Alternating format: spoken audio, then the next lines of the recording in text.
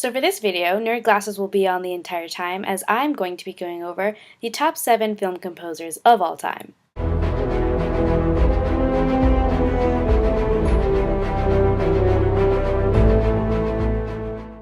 Number 7, we have Two Steps from Hell. Two Steps from Hell was my first love. They're my first ever soundtrack download.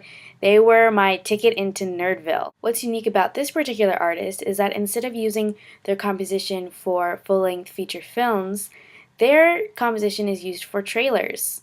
For example, their song Infinite Legends is used for Twilight's trailer for Breaking Dawn Part 1. I like this composition because normally I am not a huge fan of choirs singing in the background of soundtracks, and this one really, I really like it. It has this sort of regal yet suspenseful yet epic melody to it, and it made me excited for a Twilight movie. I'm going to say that again. It made me excited for a Twilight movie. You may also recognize Heart of Courage, which is from their album Invincible. This song was used everywhere for everything. I mean, I've even heard it the other day on a Swiffer WetJet commercial. But I like it because of what I said before about Infinite Legends, about the choir, but also because it just makes you feel like you have power. Like when I listen to the song, I feel like I can rule the world. That was such a nerdy thing to say.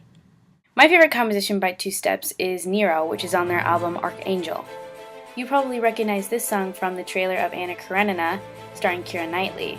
This piece begins with a beautiful piano sweep and then builds, adds trumpets, other instruments, and then goes back down with the piano sweep. The piece is just gorgeous. It has a wonderful climax, and it's beautiful. I recommend you go buy it from iTunes right this second. Number 6, John Powell. I admire John Powell's work because he's very versatile. He does kid movies and non-kid movies. And with the kid movies that he does do, he doesn't make them sound like kid movies. He makes them sound like legit feature films. For example, he did the composition on Kung Fu Panda starring Jack Black.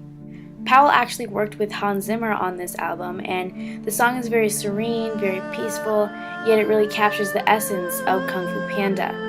It does have a build in which you'll come to know that most of the compositions I own do, but it's a very peaceful build. You always feel like you're in Zen mode when you listen to this piece. As for the more adult-geared movies, he's done Jumper, starring Hayden Christensen. This composition is very unique for John Powell as it has a lot of dissonance in it. For example, if you're looking at this album on iTunes, I would buy It's Sayonara. It's very short, but it has the dissonance you need, but it's not too overpowering. It's not like you want to change the song or anything. It's got a lot of string instruments, yet it also makes you feel like you're jumping through portals in time, which is really what the movie is about, so I think he executed it very well. Because Powell is so versatile, I decided to choose a favorite from the kids section and the non-kids section. From the kids section, I chose Forbidden Friendship from the soundtrack of How to Train Your Dragon. This song is the montage of the budding relationship between Hiccup and Toothless.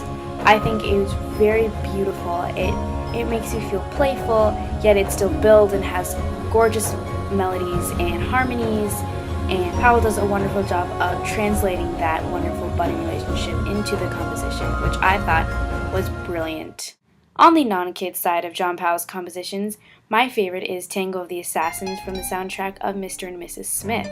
I love this piece because it sounds like it's a legitimate tango song. Like you could actually go to a dance studio and you would hear it.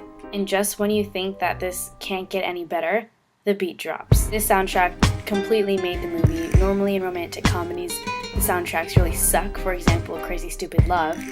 But this one was amazing. So I highly suggest that you go buy Tango of the Assassins right now on iTunes. Well, this concludes part 1 of the 2-part Top 7 Composer video, and I will catch you guys later.